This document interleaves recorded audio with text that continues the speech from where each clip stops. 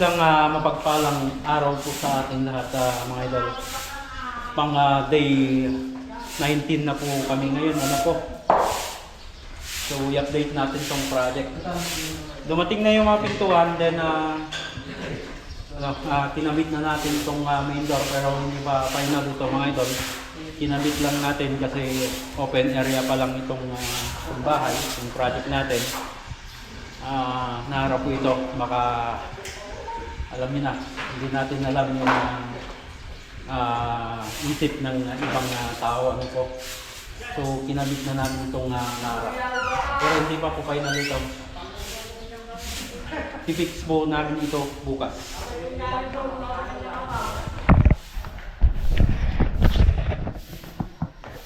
Then dito sa CR, mga idol, ayan o. So tapos na po ito. At nailagay na rin natin yung pinaka niche niya, o yung mga patungan ng mga shampoo at mga iba pang gamit po dito. So dalawa po yan.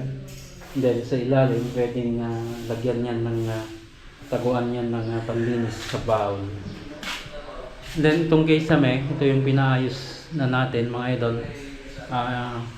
Pag na-final coat na po ito, saka tayo maglalagay ng grout.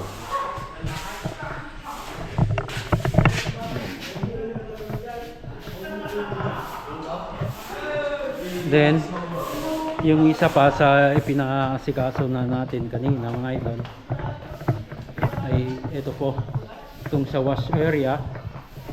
Ayan, tinakpan na po namin dito.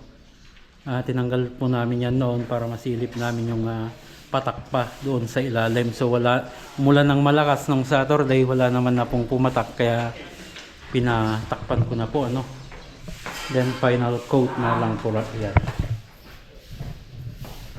Dito sa likod, mga idol, ay napapantay na rin po natin ito. So yan yung septic tank. Then ito yung mga canopy, mga idol. Last na po yan na kinabit na canopy. Then nakapag primer na rin po hanggang dito sa likod, ano.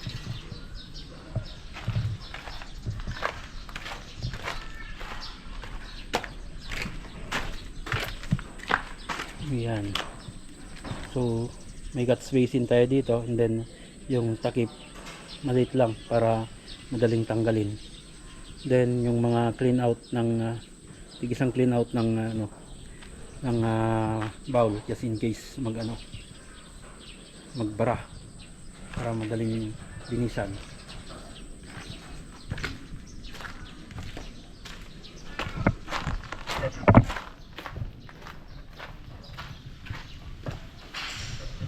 So ito na yung mga pintuan ng mga idol, yung pinaka-importanteng piece yung nilagay natin na rack.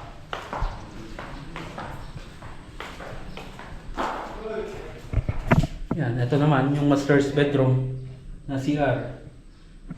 Yan o. So konting-konti na lang, dito na lang po. Then may niche din tayo doon, patungan ng mga shampoo.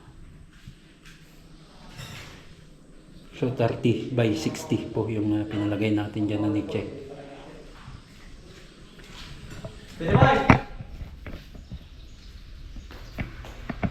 ba?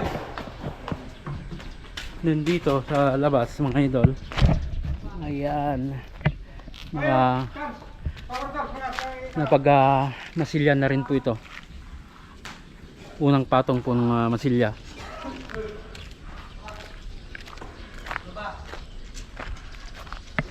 Yan, namasilya na rin po sa part na yan.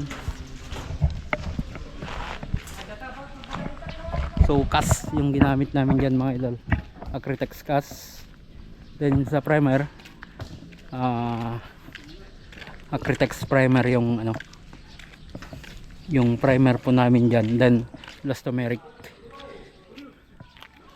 para waterproof. Yes na. So halos nandito na lang po lahat sa labas yung trabaho. Then nung Saturday, mga idol, hindi natin na-feature yan. May isang step po tayo dyan sa sa may ports. So hopefully ay darating na bukas yung ano dito, yung tiles ng ports saka carport.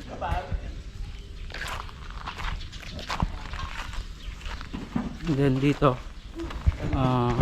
final retouch na lang po to. And then pwede nang pong itap coat ito. Okay na rin po yan.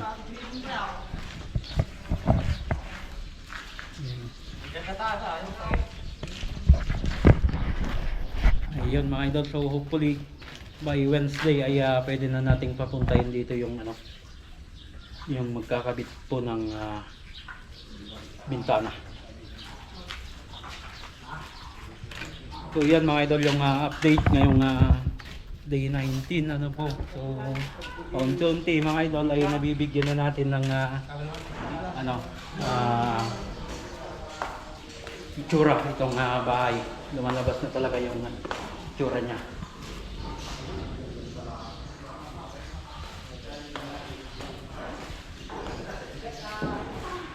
So yan yung update ngayong day 19 mga idol. Lagi po tayong mag-ingat at God bless po sa ating lahat.